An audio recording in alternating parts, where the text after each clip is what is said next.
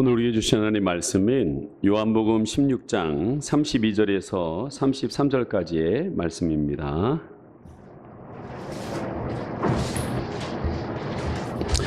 요한복음 16장 32절에서 33절까지의 말씀, 신약 176면입니다. 요한복음 16장 32절에서 33절까지의 말씀 같이 한 목소리로 합독합니다. 시작. 보라, 너희가 다 각각 제 곳으로 흩어지고 나를 혼자 둘 때가 오나니 벌써 왔도다. 그러나 내가 혼자 있는 것이 아니라 아버지께서 나와 함께 계시느니라. 이것을 너희에게 이르는 것은 너희로 내 안에서 평안을 누리게 하려 함이니라. 세상에서는 너희가 환난을 당하나 담대하라. 내가 세상을 이기었노라. 아멘. 우리 옆에 있는 분하고 태초의 언어인 빛이 있으라 라고 한번 같이 인사해 보겠습니다. 빛이 있으라. 빛이 있으라. 예, 반갑습니다. 오늘 유페밀리 축제 비바람이 몰아치는데도 불구하고 나오신 여러분에게 한량없는 하나님의 은혜가 임하게 될 줄 믿습니다. 아멘. 제가 오늘 나오신 여러분들에게 돈만 된다면 10,000원씩 드리고 싶어요. 네, 수고하셨다고, 애쓰셨다고 드리고 싶습니다. 여러분, 10,000원을 가지고 무엇을 할 수 있을까요? 오늘 제목이 10,000원의 행복인데 10,000원을 가지고 무엇을 할 수 있을까요? 요즘 물가가 참 비쌉니다. 너무 올랐어요. 근데 제가 뭐 10,000원을 가지고 뭘 할 수 있는지 인터넷을 쳐봤더니 제일 많이 나오는 게 뭐냐? 음식점이에요. 음식점. 이 10,000원 가지고 그래도 음식점에 가서 뭘 먹을 수 있는 거에 대한 것들이 제일 많이 나오고, 두 번째 제일 많이 나오는 게 뭐냐면 카드 회사하고 놀이공원하고 같이 손을 잡고서 협약을 해가지고 카드 회사가 이 고객 그 카드를 사용하시면 30% 고객이 10,000원만 내면 30% 디스카운트 해서 놀이공원을 이용할 수 있는 그런 모든 걸 주겠다. 뭐 이런 것들이 제일 많이 나오는 거예요. 그러면서 저는 이 10,000원을 생각하면서 뭘 생각했냐면, 이 10,000원, 그러면 요즘 가장 이슈가 되는 우리나라의 최저임금에 대한 걸 한번 생각해 봤습니다. 이 밥값이라고 할 수 있는 최저임금, 2017년에 6,470원이 최저임금이었습니다. 그런데 2018년에 7,530원으로 16.4%나 인상이 됐습니다.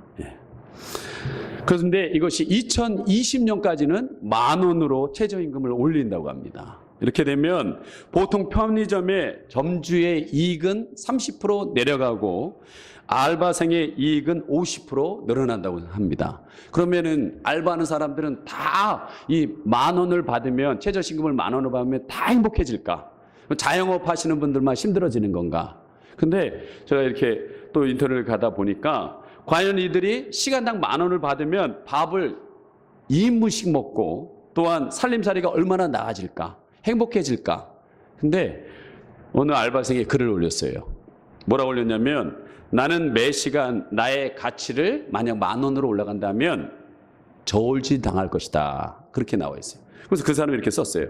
손님이 없을 때면 이 시간에 얘를 매장에 둘 가치가 있는지 고민하는 매니저의 마음이 훤히 보인다는 거예요.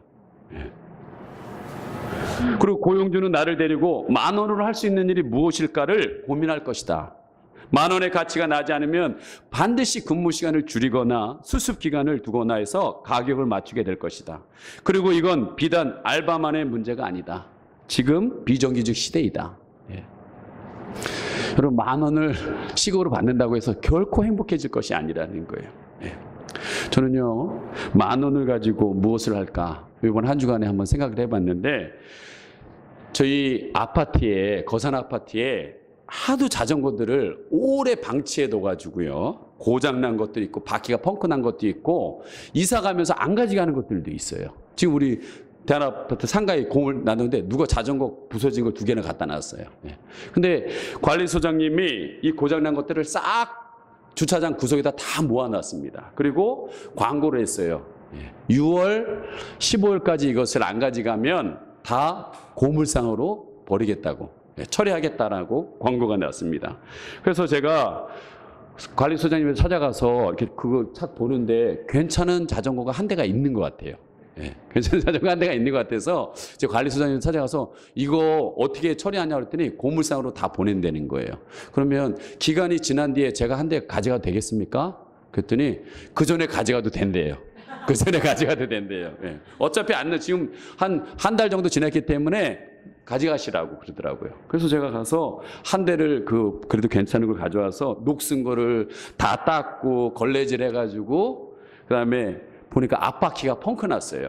그래가지고 자전거포 가가지고 그 안에 있는 고무를 갈았는데 그 고무가 10,000원이에요. 10,000원이에요. 10,000원. 그걸 가르고 난 뒤에 저는 지금 얼마나 행복한지 모릅니다. 예? 그 자전거와 함께 황구지천에 다니고요. 저기 왕성호수까지 갔다 오고요. 제가 보지 못해 차로만 다녔지 구석구석 보지 못했던 것들을 보면서 이 행복감이 이루 말할 수 없는 행복감이 온다는 거예요. 예. 저는 오늘 여러분에게 그 10,000원을 드리고 싶습니다. 돈의 가치 있는 10,000원이 아니라 여러분에게 행복할 수 있는 10,000원을 주고자 원합니다. 여러분, 이 아르바생이 얘기했던 거나 자영업 하시는 분이나 비정규직 직장을 하나 여러분은 정규직으로 직장 다니는 분들도 저는 똑같다고 생각합니다. 불교의 용어 중에서 사람들은 세상을 살아가는 등에 고해가 있다는 거예요. 고해가. 그렇게 절에서 생각을 해보니까 인생이 다 고해다라는 거예요. 이 고해라는 말은 고생, 고통의 바다라는 뜻입니다. 인생은 고해라는 말 살면 살수록 그냥 설명 없이 가슴에 와닿습니다. 아, 인생이 고해구나, 고통이구나, 고난이구나. 예, 그것을 느낀다는 거예요.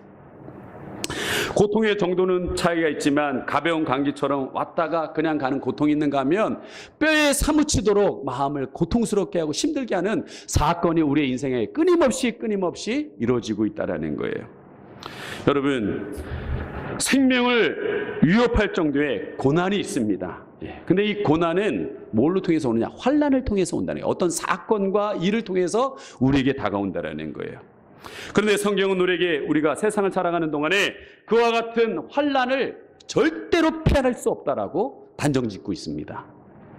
오늘 본문 33절에 보면 너희가 환난을 당할지도 모른다라고 얘기하지 않았습니다. 우리 33절 같이 한번 읽어보겠습니다. 시작. 이것을 너희에게 이르는 것은 너희로 내 안에서 평안을 누리게 하려 함이라. 세상에서 너희가 환난을 뭐 한다고요? 환난을 당한다. 여러분 세상에 살면 반드시 환난을 당하게 될 것이다 라고 얘기하고 있습니다. 여러분 세상을 사는 동안 환난을 만나고 그 때문에 고통 정도가 아니라 고난을 겪는 일이 누구도 피할 수 없다라는 겁니다. 세상이 우리의 그와 같은 환난과 고통, 고난을 주는 까닭은요, 여러분 세상이 왜곡됐기 때문에 그렇습니다. 세상이 병들었기 때문에 그렇습니다. 구조와 시스템 자체가 환난을 당할 수밖에 없게끔 되어 있습니다. 물론 개인적인 책임도 있습니다. 당하는 고난이 다 남 때문이 아니라 나 때문에 있는 다초한 고난들이 있습니다. 예를 든다면 게을러가지고 일을 하지 않아서 생활적인 어려운 고통을 당하는 분들이 있습니다. 고난을 당하는 분들이 있어요. 어떤 분들은요, 욕심 때문에 자꾸 욕심을 내다 보니까 그로 인하여서 사업적인 어려움을 당해서 고난을 당하는 분들이 있어요. 아니면 잘못된 결정을 해서 사기를 당하거나 힘든 시간들을 맞이하는 분들이 있습니다. 그러나 여러분 반대로 아까도 했지만 세상이 억울하다. 내가 속고 싶어서 속았느냐. 나도 열심히 하려고 하는데 안 되는 거 어떡하냐. 이러면서 세상을 향하여 억울하다고 얘기하시는 분들이 있어요. 그러면서 세상을 향하여 다 네 책임이다. 세상의 책임이다 라고 얘기하시는 분들이 있습니다. 우리에게는요 그와 같은 세상을 여러분 바꿀 의무와 책임이 있습니다. 그러나 여기서 짚고 넘어갈 것은 뭐냐면 우리에게 그럴 힘이 없다라는 거예요. 이 세상 앞에 딱 섰을 때, 고등학교 졸업해서 세상 앞에 섰을 때, 여러분들이 직장이라는 곳에서 갔을 때 그 세상 앞에 내가 변할 수 없구나. 내 힘으로는 안 되는구나. 라는 사실을 알게 됩니다. 여러분 왜 그러냐? 여러분 세상은요. 인간이 죄를 지음으로 인하여 죄가 들어옴으로 인하여 죄 때문에 이 세상에 고난과 고통이 들어오게 되었습니다. 단 한 번도 사람에 의해서 그와 같은 고난과 고통이 사라진 완벽한 세상은 지금까지 한 번도 없습니다. 혹시 단 한 번 예외라고 얘기한다면 오순절날 성령이 임하자 그 사람들이 성령의 120명이 충만하여서 네 거 내 거가 없이 유무상통하면서 사람의 필요에 따라서 나눠주는 그때 그 순간 아니고서는 저는 이 세상에 그렇게 환란이 없었던 시작이 없어요. 그때도 환란은 있었지만 그것을 뛰어넘는 성령의 충만함이 있었지요. 여러분, 잘못된 왜곡된 세상을 향하여서 잘못됐다고 외치는 분들이 있습니다. 그리고 그것을 바르게 고쳐야 된다라는 정의가 흐르는 사회가 돼야 된다라고 말하는 분들이 있습니다.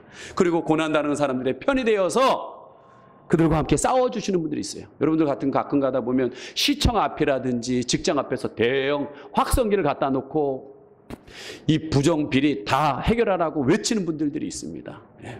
여러분, 정당 중에서 정의당, 노동자의 입장에 서서 일하시는 그 정의당의 사람들이 지지율이 10% 올랐다는 거예요.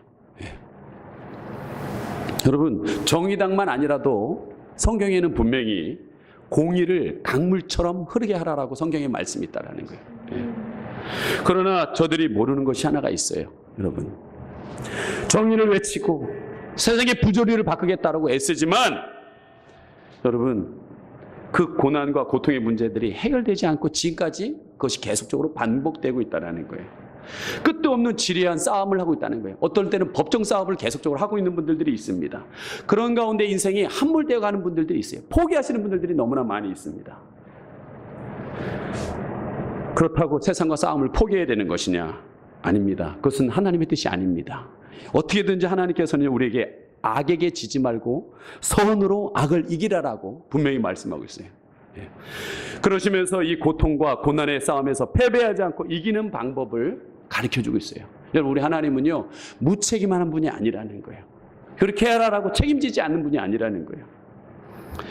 세상과 싸워야 하지만 세상과 싸운다고 해서 세상이 바뀌는 것은 아닙니다.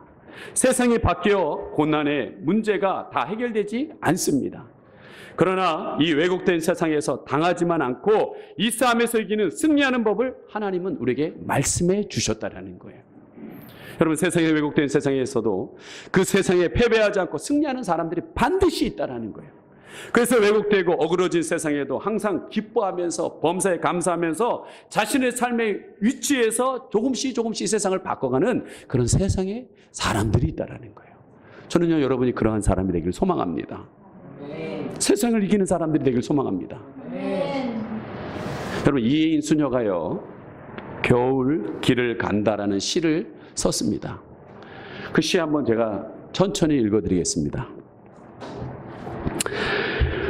봄, 여름 데리고 호화롭던 숲, 가을과 함께 서서히 옷을 벗으면 텅 빈 해질녘에 겨울이 오는 소리, 문득 창을 열면 흰눈 덮인 오솔길, 어둠은 더욱 깊고 아는 이 하나 없다.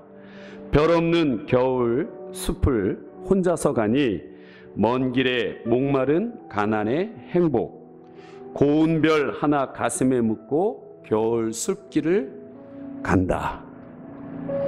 여러분, 이예인 수녀님께서 수녀로서 인간적인 자신의 삶을 정직하게 겨울 숲길에 비유해서 쓴 시입니다. 자신의 인생, 사명, 그 길 가는데 고난과 고통과 아픔이 있는데, 가난이 오는데 겨울 숲길 같은 매서움이 있고 힘듦이 있는데, 이분이 말하기는 목마른 가난의 행복이다라고 그랬어요. 뭐라고요? 행복이다라고 했어요. 행복이라고. 저도 이게 어떻게 좀 같은 어떻게 보면은 종교인의 길을 갈아가는 이 같은 입장에서 볼 때, 이게 가슴에 와닿는 거예요. 이게 가난의 행복이다. 여러분, 가난 속에 행복이 있습니까? 근데 어떻게 있다고 당당하게 얘기하고 있다는 거예요. 그 이유가 뭐냐? 바로 마지막 구절에 아주 근사하게 표현하고 있습니다. 그것이 뭐냐면, 고운 별 하나 가슴에 묻고서 겨울길을 외롭고 힘들더라도 간다라는 거예요. 그럼 여러분, 여기서 말하는 고운 별이 뭘까요? 오늘 갑자기 입시 국어 선생님이 된 느낌이 됩니다. 이 고운 별은 바로 이혜인 수녀님은 하나님을 얘기하는 거예요. 고운 별 대신 하나님의 마음고 매섭고 추운 시간이긴 하더라도 그 겨울길을 가겠다라는 거예요. 여러분, 그의 행복은요, 세상이 바뀌었기 때문이 아니라는 겁니다. 봄이 다시 찾아왔기 때문이 아니라는 거예요. 봄, 여름, 가을, 겨울 늘 가슴에 품고 있는 고운별 때문에 나는 그 길을 간다라는 겁니다. 여러분, 오늘 본 말씀은요, 예수님께서 인간의 죄로 인하여서 고해, 고통, 고난, 환난으로 인하여 뒤덮인 세상을 바꾸기 위해서 외롭지만 십자가에서 이제 죽는 그 길을 가고 있는 것입니다. 새로운 길을 내시려고 가시는 그 길을 앞두고, 죽음을 앞두고 제자들에게 말하는 거예요. 너희들 내 제자라고 한다면 나를 따르는 자들 아니겠는가? 그렇다면 너희들이 이제 내가 그 길을 갈 때 분명히 너희들 다 도망치게 될 거야. 다 흩어지게 될 거야. 여러분 32절 같이 한번 읽어보겠습니다.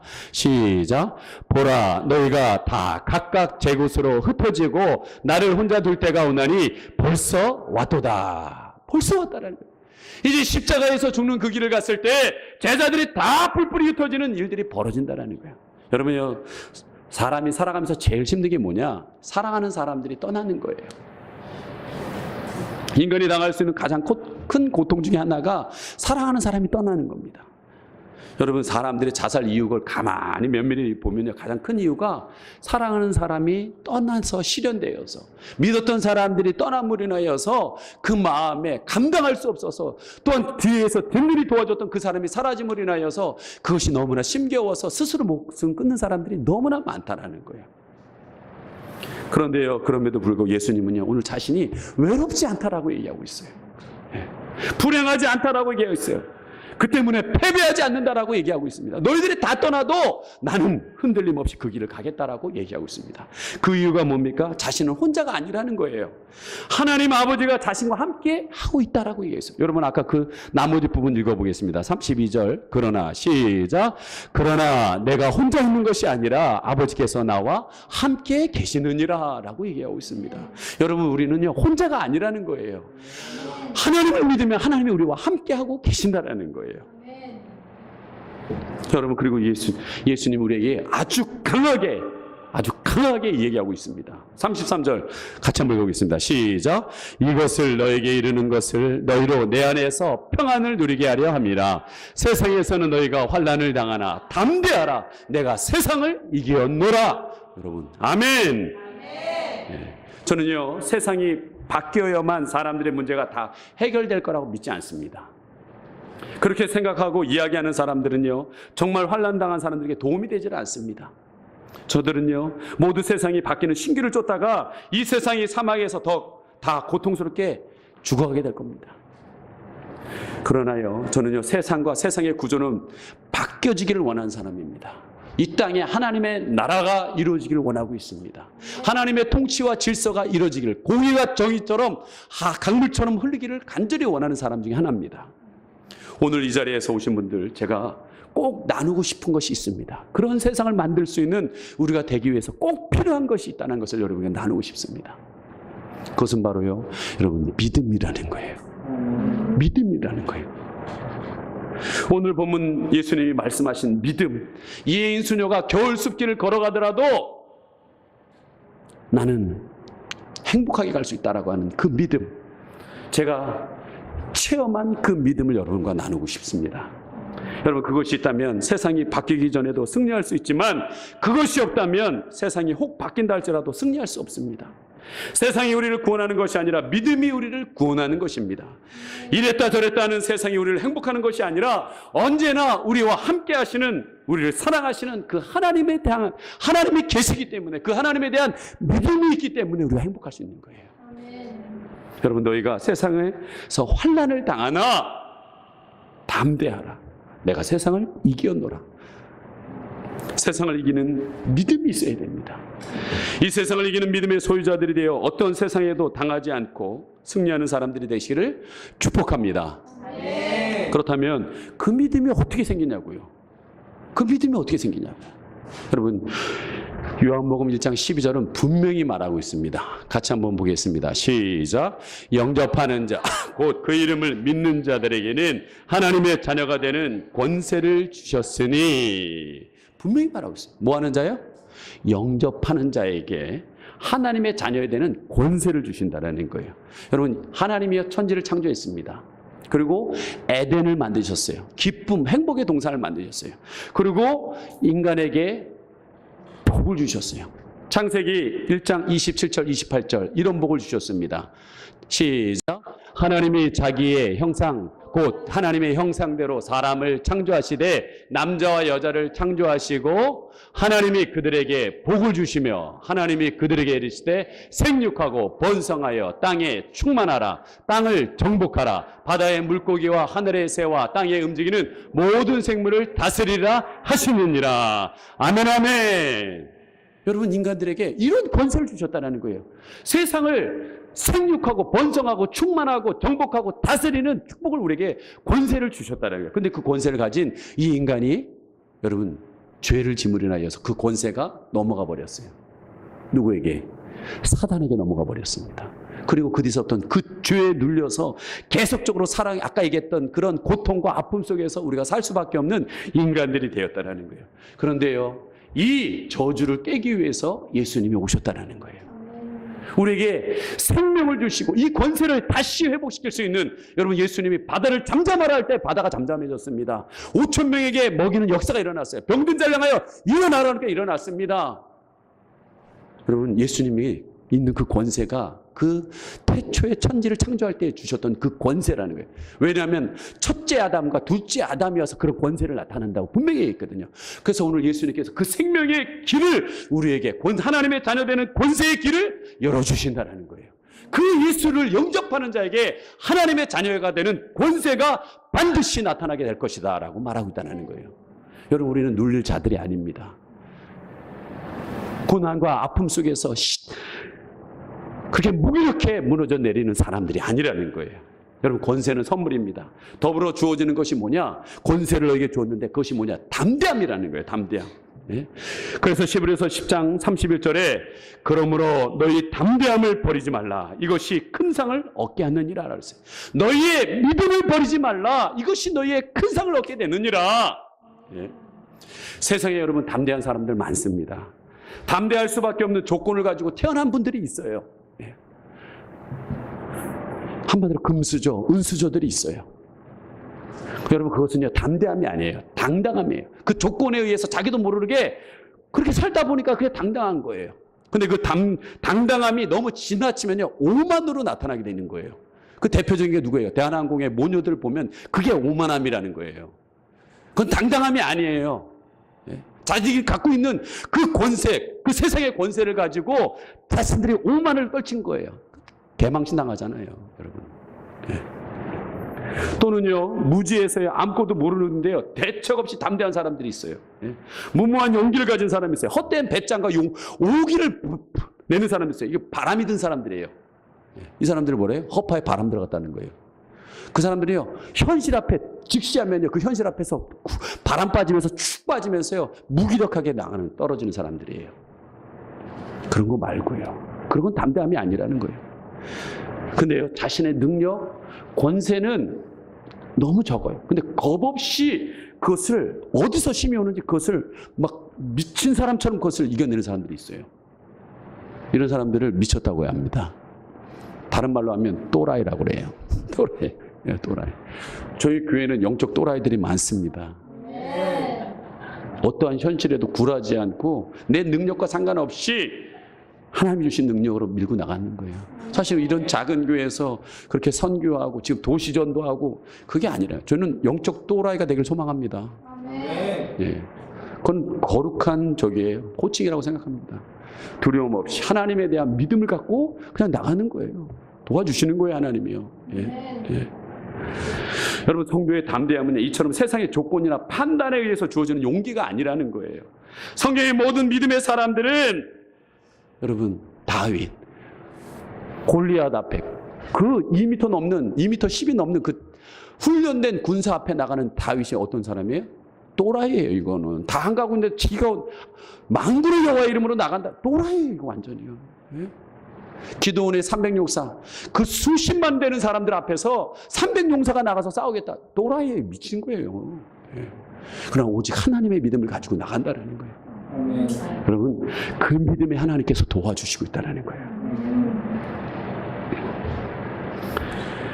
여러분, 성경은 수없는 그런 믿음의 사람들을 이야기하고 있습니다. 오늘 이 시대도 그 시대 앞에 눌리지 말고, 환경에 눌리지 말고 영적인 하나님의 이 믿음을 가지고 뚫고 나가기를, 담대하게 뚫고 나가기를 하나님은 그 사람들을 찾고 계신다라는 거예요. 여러분, 하나님의 선물을 내 것으로 받으십시오. 영접하여 하나님의 주시는 자녀의 권세를 받으시길 바랍니다. 오늘도 주님을 영접하는 자에게 선물을 주신다라는 거예요. 저는요, 이번 대한민국 월드컵 축구대표팀 스웨덴 경기를 보면서, 우리 집에 TV 없어서 경비실에 가서 경비 아저씨하고 같이 봤다고 그랬잖아요. 예. 봤는데 딱 보는 순간, 새 경기 볼 필요 없다. 이거는 분명히 예선 탈락한다. 제가 축구를 사랑하고 축구 좀 하잖아요. 그리고 감독, 고색중학교의 축구 감독대회에서 수원시장이 우승도 했거든요. 근데 딱 보면 알아요, 그게. 이건 이길 경기인지 안 이길 경기인지 딱 보면 알아요. 제가 뭐 그렇다고 그래서 무슨 유명한 선수는 아니잖아요. 예. 근데 이건 아니구나. 그래서 저는 한 경기도 안 봤습니다. 안 봤는데 오늘 영상을 보는데 기성용 선수가 이 스웨덴 경기 지고 난 뒤에 선수들을 불러놓고 얘기를 했어요. 주장이잖아요. 자신감을 가져라. 자신감. 우리 선배 2000년 때 우리보다 부족해도 그들은 자신감 갖고 이겼다. 할 수 있다. 여러분, 2002년도에 선수하고 2018년도에 지금 선수들하고 실력 기량이 떨어질까요? 절대로 떨어지지 않습니다. 절대로 떨어지지 않아요. 절대로. 물론 2002년도에는 신태용 감독님보다는 좀 뛰어나신 히딩크 감독이라는 분이 있었긴 했지만 중요한 건 선수의 질이 떨어지지는 않는 거예요. 절대로 떨어지지 않아요. 근데 여러분, 그 결과가 뭐예요? 독일 좀 보세요. 그게 원래 그 사람들의 실력이에요. 그분들의 능력이에요. 원래 있는데 자신감, 원래 실력을 갖고 있는데 환경 보고 사람 보고 처음 출전했다라는 그 두려움의 마음에 눌려버린 거예요. 네? 자신감을 가져야 된다는 거예요. 자신감을. 네? 근데 여러분, 이 자신감은요, 자기가 기준되는 믿음이에요. 근데 자기가 믿음이 여러 환경에 이렇게 축구대표처럼 흔들릴 수 있다는 거예요. 근데 저는 여러분에게 말하고 싶은 이 믿음이 자신에 대한 믿음이 아니라 주신감이에요. 주님이 주시는 믿음을 가져야 된다는 거예요. 네? 네. 여러분, 히브리서 12장 2절 한번 보겠습니다. 시작. 믿음의 주여 또 온전케 하시는 이인 예수를 바라보자. 그는 그 앞에 있는 기쁨을 위하여 십자가를 참으사 부끄러움을 개의치 아니하시더니 하나님 보좌 우편에 앉으셨느니라. 예수님은요, 십자가에서 모멸당하는 그거 그렇게 두려워하지 않았습니다. 물론 인간적으로 그 고통당할 것을 걱정이 되어서 겟세마네에서 기도를 했지만 그들과 모멸과 치욕을 당하더라도 나는 분명히 하나님의 아들이라는 그 확신을 갖고 있는 거예요. 나는 이 시간에 죽지만 다시 부활하여서 하나님의 보좌 우편에 앉게 될 것이다. 이 믿음을 갖고 있는 사람, 믿음 갖고 있는 분이에요. 그래서 십자가의 그 부끄러움을 개의치 않아요. 여러분, 이 세상에서 여러분의 어떠한 환난과 어려움을 당해도 부끄러워하거나 개의치 마십시오. 우리는 하나님의 자녀입니다. 우리에게 천국이 있다라는 거예요. 여러분, 밀리지 마시기 바랍니다. 네? 주신감, 주님이 주시는 자신감을 갖고 어떠한 현실 속에서도 그 상황 속에서 자신은 자신의 상황에 따라 잘할 수 있으면 용기 있게 나가고 못하면 뒤로 빠지지만 우리는 그런 것이 근원이 거기 자신에 있는 것이 아니라 예수님이 우리 안에 중심이 되어서 어떠한 상관없이 나갈 수 있는 사람들이라는 거예요. 네. 여러분, 이 권세를 사단은 너무나 잘 알고 있습니다. 그래서 우리를 넘어뜨리기 위해서 끊임없이 두려움이라는 권세를 가지고 우리를 누르려고 합니다. 우리의 담대함을 무너뜨리려고 합니다. 오늘 33절에도 예수님은 사단의 공격을 예상하시면서 이제 십자가에서 자신의 죽음이라는 고통을 향하여 가고 있지만 나를 따르는 이 제자들 또한 분명히 세상에서 너희가 환난을 당할 것이다. 그럼 너희들의 두려움이 오게 될 거야. 그러나 그때 담대하라. 왜? 세상의 가장 큰 문제는 죽음보다 더한 문제는 없다. 나는 이 죽음을 향하여 걸어가고 있다. 여러분, 세상에 어떤 문제가 죽음보다 더한 문제가 있겠어요? 예수님은요, 죽음을 이기신 분입니다. 네. 죄를 이기신 분입니다. 네. 내가 세상을 이겼으니 내가 부활하지 않았느냐? 내가 너희들 향하여 길을 열어주지 않았느냐? 따라와라. 너희들이 나를 제자라면 나를 따라와야 되는 거 아니겠냐? 그 길이 혹 힘들고 어려운 길이라 할지라도 나처럼 십자가 지는 길이라도 따라오라는 거예요. 이길 수 있다라는 거예요. 예. 여러분, 사단은 우리 삶 속에 끊임없이 그런 우리를 향하여 두려움을 줍니다. 염려를 줍니다. 근심케 합니다. 예. 이 두려움은요, 권세가 있어요. 두려움이 오면요, 딱 나타나는 생각이 뭐냐면 아무 생각이 안 나요. 멍합니다. 예. 무엇을 해야 될지 몰라요. 예. 꼭 뱀의 독을 맞은, 독이 와서 몸이 퍼져서 이것처럼 갑자기 앞으로 내야 될 월세 생각나고, 예? 어떤 심 있는 사람이 우리를 향하여서 막 말 한마디에 나도 모르게 움츠려듭니다. 예. 이게 두려움에도요, 권세가 있어요, 권세가. 여러분, 인도의 설화가 이 두려움에 대한 권세가 있는 것을 잘 설명하고 있습니다. 어떤 마술사가 커다란 고양이 앞에서 불불 떨고 있는 작은 생쥐를 보고서 너무 가여워서 이 생쥐에게 그 고양이보다 더 큰 고양이로 변신시켜줬어요. 근데도 부들부들 떨어요. 그래서 왜 떠냐고 그랬더니 저 개 때문에 떠 무섭다는 거예요. 그래서 더 큰 개로 만들어줬어요. 그런데도 부들부들 떨어요. 왜 떠냐고 그랬더니 저기 호랑이 때문에 떤다는 거예요. 그래서 그보다 더 큰 호랑이로 만들어줬어요. 그런데도 떨어요. 봤더니 왜 떠냐고 그랬더니 사냥꾼의 엽총이 무서워서 떤다는 거예요.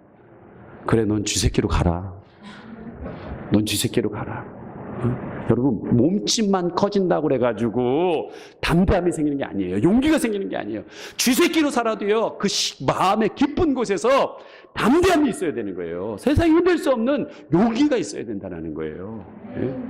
사단은요, 두려움을 통해 우리의 별 수 없는 연약한 존재, 이 쥐새끼 같은 인생들아, 니들이 뭘 할 수 있어? 라고 패배의식과 실패의식을 끊임없이 노예의식을 계속 심어주면서 죄를 부추기면서 여러분에게 인생을 허비하게 만든다는 거예요.